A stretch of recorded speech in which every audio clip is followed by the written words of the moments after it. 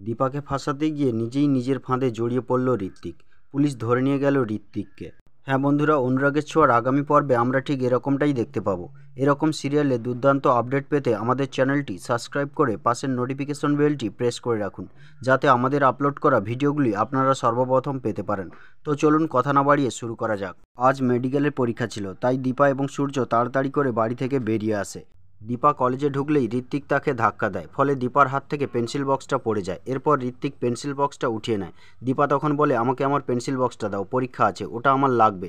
তখন ঋত্বিক বলে, এটা দিয়ে কি হবে? এটা দিয়ে আবার পরীক্ষা দেবে? পরীক্ষার ফল কি হবে সে তো জানাই আছে, তুমি তো আবার ফেল করবে। তখন দীপা বলে, ফেল করি আর যাই করি তোমার জানার দরকার নেই, তুমি আমাকে পেন্সিল বক্সটা দাও। এরপর দীপা পেন্সিল বক্সটা ছাড়িয়ে নিতে গেলে ঋত্বিক পেন্সিল বক্সটা তার আর বন্ধুর হাতে ছুড়ে দেয়, ফলে দীপা পেন্সিল বক্সটা নিতে পারে না। এরপর দীপা বলে, তুমি ওকে পেন্সিল বক্সটা দিতে বলো। তখন ঋত্বিক বলে, আমি ওকে বলবো কেন, তুমি ওকেই বলো।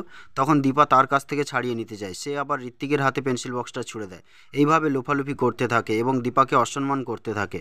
এরপর দীপা আবার পেন্সিল বক্সটা ছাড়িয়ে নিতে গেলে ঋত্বিক তার হাত ধরে নেয়। হাত ধরে বলে, এবার বুঝেছি সূর্য কেন তোমার প্রেমে পড়েছে। তখন দীপা বলে, হাতটা ছাড়ো বলছি। তখন ঋত্বিক বলে, কেন, আমি ধরলে অসুবিধা হয়, অন্য কেউ ধরলে তো অসুবিধা হয় না। তখন দীপা বলে, ঋত্বিক তুমি তোমার লিমিট ক্রস করে যাচ্ছ, তুমি আমার হাতটা ছাড়ো। তখন ঋত্বিক বলে, আমি হাত ছাড়বো না, আমার তো বয়সে বড় মহিলাদের হাত ধরতে খুব ভালো লাগে। তখন দীপা হাতটা এক ঝটকায় টেনে ছাড়িয়ে নেয় এবং ঋত্বিককে ঠাটিয়ে একটা চড় লাগায়। এরপর দীপা পেন্সিল বক্সটা ছাড়িয়ে নিয়ে চলে যায়। তখন ঋত্বিক দীপাকে সাহায্য করার জন্য তার বাবাকে ফোন করে কলেজে পুলিশ নিয়ে আসে। তখন পুলিশ এসে দীপাকে বলে, আপনাকে একটু থানায় যেতে হবে। তখন দীপা বলে, আমার পরীক্ষা আছে, আমি কেন থানায় যাব? তখন পুলিশ বলে, আপনি ঋত্বিককে ফিজিক্যালি হ্যারেস করেছেন, তাই আপনাকে থানায় যেতে হবে।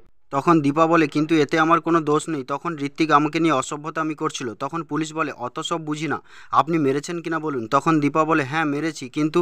তখন পুলিশ বলে, কোনো কিন্তু নয়, আপনাকে থানায় যেতেই হবে। তখন দীপা বলে, আমার তো পরীক্ষা আছে, আমি এখন গেলে আমার পরীক্ষাটা দেওয়া হবে না, আপনারা পরীক্ষাটা দিতে দিন, তারপরে আমি আপনাদের সঙ্গে থানায় যাব। তখন দীপা বলে, আপনারা সিসিটিভি ক্যামেরাটা চেক করুন না, তাহলে তো বুঝতেই পেরে যাবেন। তখন প্রফেসর বলে, হ্যাঁ তো, এতক্ষণ আমার মাথায় ছিল না। তখন পুলিশ সিসিটিভি ক্যামেরা চেক করলে বুঝতে পারে সমস্ত দোষটাই ঋত্বিকের ছিল। তখন দীপাকে ছেড়ে দিয়ে ঋত্বিককে ধরে নিয়ে চলে যায়। তো বন্ধুরা, আজকের পর্ব এই পর্যন্ত ছিল। পরবর্তী পর্বে আবার দেখা হবে। ততক্ষণে ভালো থাকুন, সুস্থ থাকুন, আর ভালো লাগলে একটি লাইক দিন। Thank you.